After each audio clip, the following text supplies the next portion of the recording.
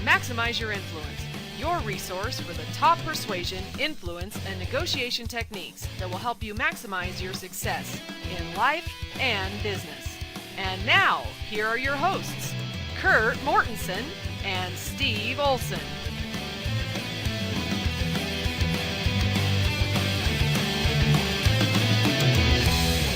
We wanted to talk about the concept of selling with stories. And this was mentioned briefly a couple episodes ago. I don't remember. I think it was episode 31.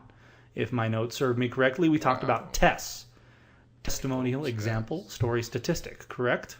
Correct. And we briefly touched on story. However, I just don't think we did it justice. Selling with stories allows you to really access the subconscious mind and lower people's barriers. That is, if you have run out of persuasion roofies, you might want to go to stories. So we wanted to hit on that today, Kurt. What's on your mind about story selling? I don't think we've all heard, if we've ever been in sales, is that facts tell, stories sell. There's a lot of truth to that.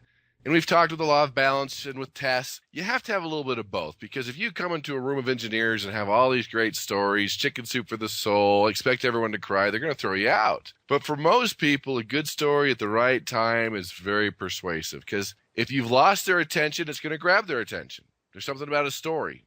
Right? Story, people start listening. It simplifies complex ideas. If they're not getting it, tell a story, have a relevant story. And the two major things that are really important is that, first of all, stories persuade without detection. And what that means is, if you tell them to buy insurance, you tell them to buy the house, you tell them to buy the book, you tell them to buy the training, they're going to resist you. But if you have a story of somebody who was in the same situation, they weren't sure, was it worth the investment, didn't know what to do, and they purchased it, and they came, and this happened, all of a sudden, in 3 days, they became a millionaire or whatever it is, it persuades them. They put themselves in the story. That is huge. Stories persuade without detection. And the second one is stories also demonstrate who you are. Because if you're speaking in front of a group that doesn't know who you are, you need credibility.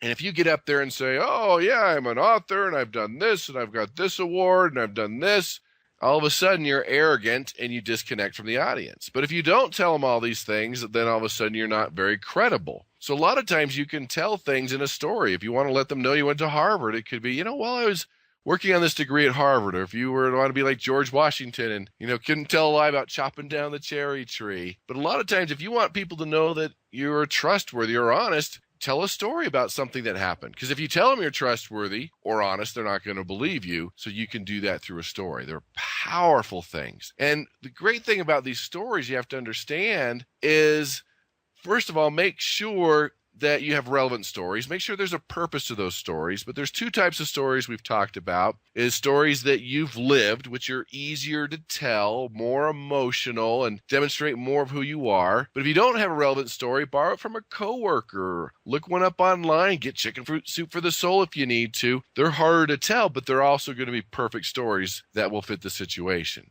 But realize that these stories, they must be believable. They need to be authentic. You need to be passionate about telling them, because that makes a big difference. Stories in a lot of ways are like humor. We've talked about humor before. That with the joke, you heard it, you were excited, you laughed, you told someone else, they didn't laugh. Because with humor, they're either going to laugh with you or feel sorry for you. Just like a story, if you tell it the wrong way or too much detail and go too long, you're going to have the opposite effect. Definitely. So wouldn't it be effective then in these stories, because basically you're talking about using them strategically throughout your pitch or your presentation or your marketing literature or whatever it may be? Isn't it helpful to pick out, say, the 3 or 4 most common objections that you get? And of course, the character in the story is going to face these and have the same concerns that average Bob prospect would, and overcome them because they did the research and were able to realize, well, that's not really a problem because X or whatever. Isn't that an effective way to plan out your stories?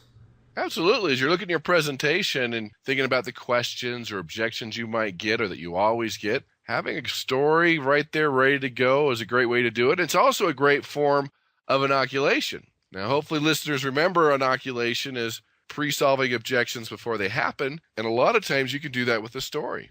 Make sure it fits your audience. It supports your message. Make sure that it answers their questions, but it works very well. And it could be a funny story. It could be something surprising, inspirational, motivational. There's different types of stories that you could use. And sometimes even fairy tales or folklores or myths or those type of things. Bible stories works well with a lot of people depending on the demographic. But these stories will connect with them. Again, demonstrate who you are and persuade without detection. Yeah, yeah. I saw a great commercial about that the other day, and it was an insurance commercial, so it had to have been good if I remembered it, because it does seem like 1 out of every 3 or 4 commercials on TV today is insurance. They're really, it's such a commodity-driven business that they're doing anything they can to separate themselves, but it had the spokesman in the foreground, and it showed a guy in the background, and you've probably seen commercials like this. This is Bob, a 35-year-old hardworking male with a wife and 2 kids. He had tried to get term insurance and talked about all the problems that Bob had run into, but then he called so-and-so, and he was able to get a 30-year level term for this amount of money a month. And it was a very, very simple story, but it highlighted the objections and the concerns that they knew that their target audience was going to have. And they were able to hit it in a roundabout way instead of just coming at them in the face of, do you have this? Do you have that? Right? Where people, it just smells too much like an ad. Is that kind of what we're talking about here? It is, to the point where we've talked about this at length, where your goal as a persuader is to help them persuade themselves.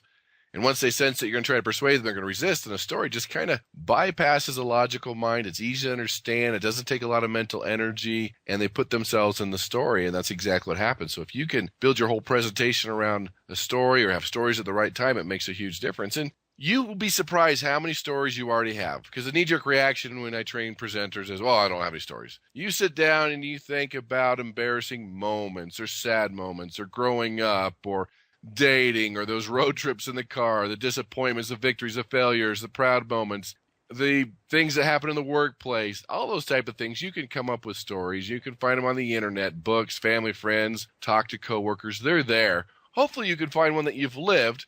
But it's okay if you've practiced it to tell a story that you've borrowed. Yeah, I think that's right. And we've been talking a lot about this.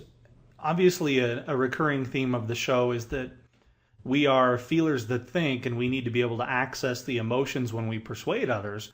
But just doing that right out of the chute really makes people suspicious, right? You and I were talking a little bit about that before we started recording the show. I told you about a blunder, and we're going to talk about it in just a minute, where if somebody comes on too friendly, too fast, or is hitting you with the emotion or the pain too quick, too fast, it makes you feel funny. You don't want to engage with that person.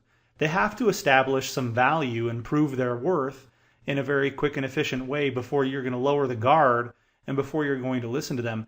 And I think you need to do that with a story too. You just can't walk up to somebody and say, hey, can I tell you a story, or lead the presentation without saying why or establishing some value right out of the chute. I think a good way to do that is say, hey, look, we're here to talk about this, and your situation really reminds me of this guy, Bill, who I spoke to last week. I'll tell you what his issue was, because it sounds awfully familiar. And then you lead into the story because they kind of know why you're doing it, and they're going to drop the guard because it's just not coming out of anywhere. But ironically enough, that's exactly what needs to be done. You tell the story and they lower that guard and they start going, hey, yeah, that sounds exactly like me. Because it's just too many of those people that with that cheesy pitch with the emotion right out of the chute, it just doesn't sit right with me. Yeah, because it seems fake and incongruent. I would never lead with a story unless your audience already knew you, respected you, trusted you, and needed something from you. Because until you've answered the 3 W's, what's in it for me, why should I care, who are you? Until you've answered those or given them a reason to really listen, you don't want to touch the story, because if you come across that way, the emotions won't connect, it'll seem incongruent. And you have to realize too, you might be telling the stories in the wrong way. It might be a great story, but you have to remember when you tell the story, especially face to face, you're the stage, the way you use your voice, the way you use your body, and maybe even props that you use, that makes a big difference. And the key factor here, so you are congruent and you can connect with your audience, is learn to paint the picture. When I ask people, well, why were they a great persuader? It was like listening to a movie. It was like watching a movie. Be generous with the details. Be vivid. Capture their senses. Make them taste it, touch it, feel it. They're living it. Make it come alive. Paint that picture so they can feel it. You don't say, hell yeah, I took a walk on Pacific Coast Highway. I walked on the beach. No. You pulled over.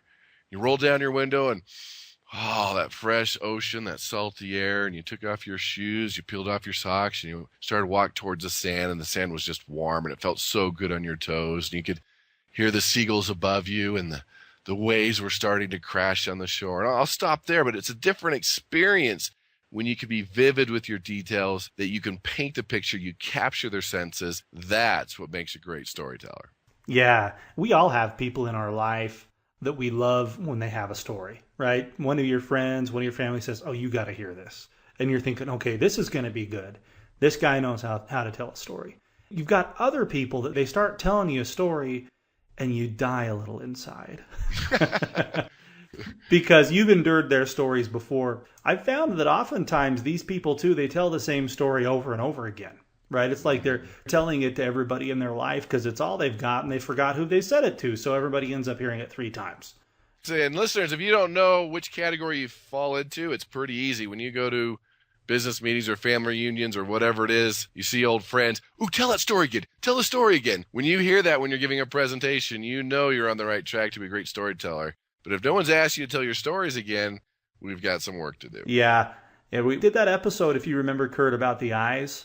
How when somebody is smiling, when they're really having a good time, you can see it in their eyes.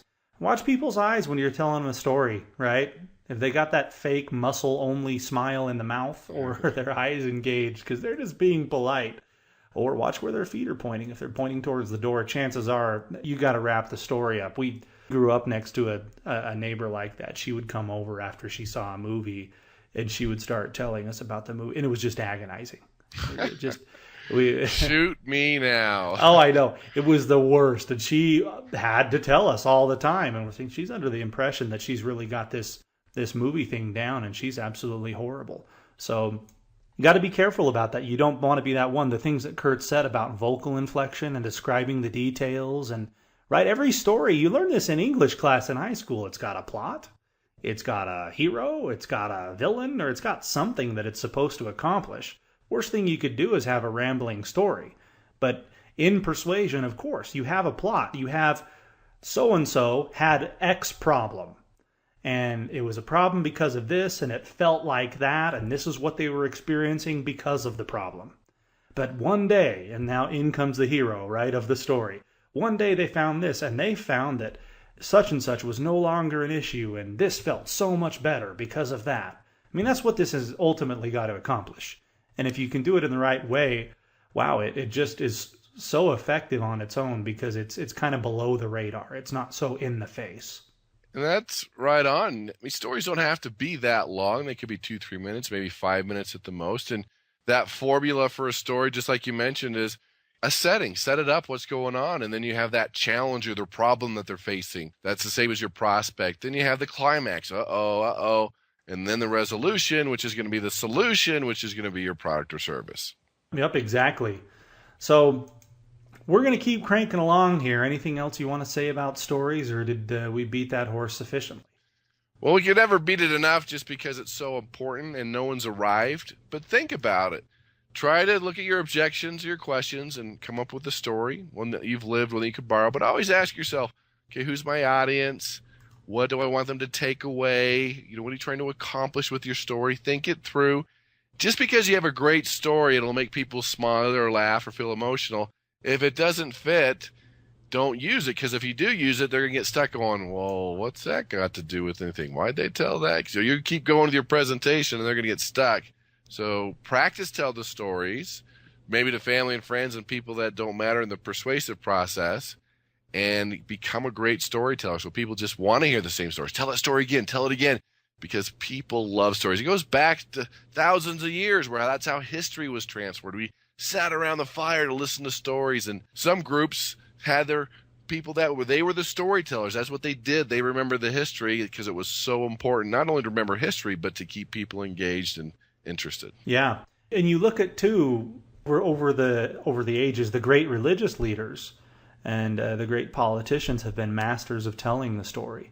And we just coming off a big religious holiday, but whether or not you believe in it, in the New Testament, right? Parables, telling a message through a story. It related to the people so much more effectively And it's something that people still do thousands of years later. In almost all religion, there are stories, there are parables to illustrate these messages, and they tend to stick with people. Well, that is the great thing about the New Testament, because Christ could have spent hours explaining a concept, but he just 2 minutes parable, like, oh yeah, that makes sense. Oh, I get it. Yeah. It's good time management too, to like, oh yeah, that makes sense, because he used examples that they understood in their life, so he didn't have to set the groundwork. It's like, hey, it's like this.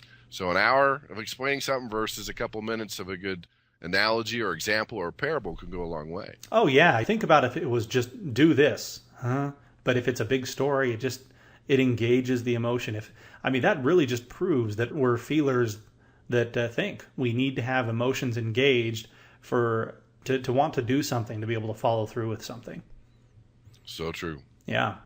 Let's go to some listener mail. What do you say? All right. Do we have a sound for that? I was just thinking we need to. I was going to try to just pretend to do it, but wow, I would just completely embarrass myself. All right, here's the sound for listener mail. Wow, you chose a great sound, Kurt. Hey, everybody, winging it here on the show. So we'll be using that sound from here on out. Listener mail from Eric K. Thanks for your mail, Eric. Hi, Kurt and Steve. I enjoy listening to your podcast each week, usually while I am celebrating my cheat meal for the week, eating a pizza or steak or some other high-calorie food. Good boy, Eric. Yeah. The rest of the week is spent persuading myself to work out. Your last episode, you mentioned a book about pitching presentations. It's called Pitch Anything by Oren Klaff. Between his Pitch Mastery course and your Advanced Influence series, I should be a master persuader ninja soon. I tend to agree, Eric. You should be. He's talking about the Advanced Influence course that Kurt has available. Kurt, you're going to have to give out the URL for that. We're going to have to get a shameless plug in, aren't we? I don't know. I thought it was a secret. Well, it shouldn't be. Last I heard, you want people to get that. Tell you what, we'll post the link. We'll do a special. We'll post the link right there next to the podcast. Okay, great. We'll put the link to the Advanced Influence course on the blog. So just go to maximizeyourinfluence.com and you'll be able to see the link there. You'll be able to order. Thanks so much, Eric, for listening to the show. And I agree, that book by Oren Klaff, Pitch Anything, that's a good one, especially if you're in the venture capital or finance business where you got to get access to money. That's where this guy's background was from. And I think it's a really good book about that. I'm glad to hear that the listeners agree. So thanks again. If you've got feedback or emails you want to send in or whatever, just tell us anything, even if it's about your favorite food, because we're suckers for that. Just send it to maximizeyourinfluence@gmail.com. If you're watching us on YouTube, like the video, subscribe to our channel, leave us a comment, share it with your friends, let us know what other tools you want to hear. Persuade with power.